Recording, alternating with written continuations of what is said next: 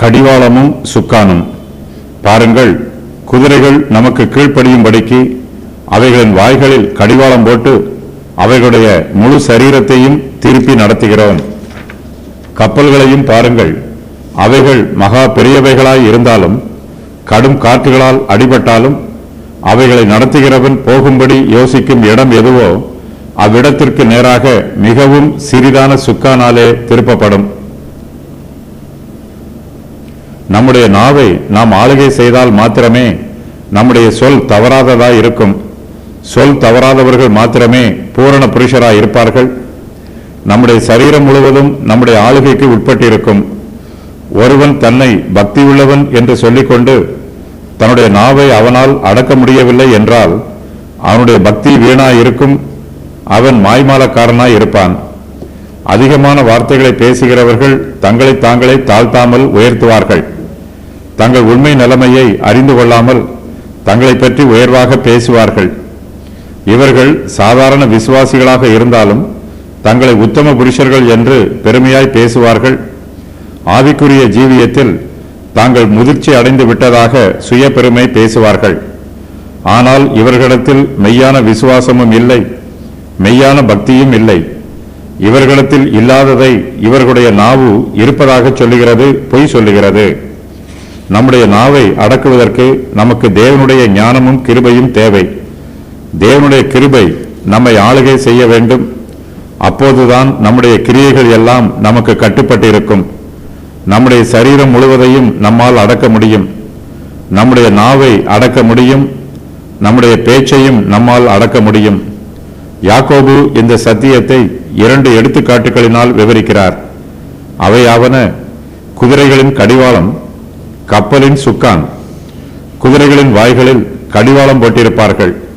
குதிரைகள் எவ்வளவு வேகமாக ஓடினாலும் கடிவாளம் அவைகளை கீழ்ப்படிய வைக்கும்.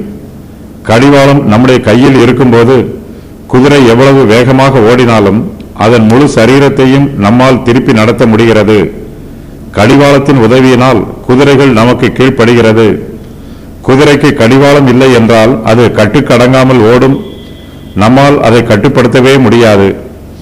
கடிவாளம் போடப்படாத குதிரை தனக்கு இஷ்டமான திசையிலே தனக்கு இஷ்டமான வேகத்திலே ஓடும். கடிவாளமோ குதிரையை நமக்கு கீழ்ப்படுத்துகிறது. வேகமாக ஓடுகிற குதிரையை கடிவாளத்தினால் திருப்பி நடத்த முடிகிறது. குதிரைக்கு கடிவாளம் போடப்படுவது போல நம்முடைய நாவுக்கும் கடிவாளம் போடப்பட வேண்டும். நாவும் குதிரையைப் போல கட்டுப்பாடு இல்லாமல் பேசும். கடிவாளம் இல்லாத குதிரையில் நாம் ஏறிப்போனால் அது நம்மையே கீழே தள்ளிவிடும். அது போலவே கடிவாளம் இல்லாத நாவு நம்மையே ஆபத்தில் தள்ளிவிடும். நாவினுடைய வார்த்தையின் மூலமாய் நமக்கு அழிவு வரும். ஆகையினால் நாவை கட்டுப்படுத்துவது மிகவும் அவசியமாய் இருக்கிறது. கப்பல்கள் உருவத்தில் மகா பெரியவைகளாய் இருக்கிறது. இந்த கப்பலில் மிகவும் சிறிதான சுக்கானும் இருக்கும். கப்பல்கள் கடலில் போகும்போது கடும் காற்றுகள் அதன் மேல் மோதும். பெரும் காற்றில் கப்பல் தத்தளிக்கும். கப்பல் பெரிதாக இருந்தாலும் ஒரு மாலுமி தன்னுடைய இஷ்டப்பிரகாரம் அதை வழிநடத்தி செல்லுகிறார். மாலுமிக்கு அந்த கப்பலில் உள்ள சிறிதான சுக்கான் உதவியாய் இருக்கிறது. மாலுமி எந்த இடத்திற்கு போக வேண்டும் என்று விரும்புகிறாரோ அந்த இடத்திற்கு நேராக சிறிதான சுக்கானாலே பெரிதான கப்பலை திருப்பி வழிநடத்துகிறார். மகா பெரிய கப்பலிலே சுக்கான் மிகவும் சிறிய கருவிதான். அதுபோலவே நம்முடைய முழு சரீரத்தை ஒப்பிட்டு பார்க்கும்போது நம்முடைய நாவு மிகச்சிறிய அவயவம்தான். கப்பலில் உள்ள சுக்கானை சரியாக கட்டுப்படுத்தினால் மிகப்பெரிய கப்பலும் மாலுமியின் கட்டுப்பாட்டிற்குள் இருக்கும். அதுபோலவே நம்முடைய நாவையும் நாம் சரியாக கட்டுப்படுத்தினால் அதன் வார்த்தைகளெல்லாம் நம்முடைய கட்டுப்பாட்டிற்குள் இருக்கும். இப்பிரபஞ்சத்தில் சில பொருட்கள் அளவில் சிறியவையாயிருக்கும். ஆனாலும் அவை மிகவும் பிரமாண்டமான வேலைகளை செய்யும். நம்முடைய கர்த்தர் சர்வ சிருஷ்டிகர். அவர் சகலத்தையும் சிருஷ்டித்தவர்.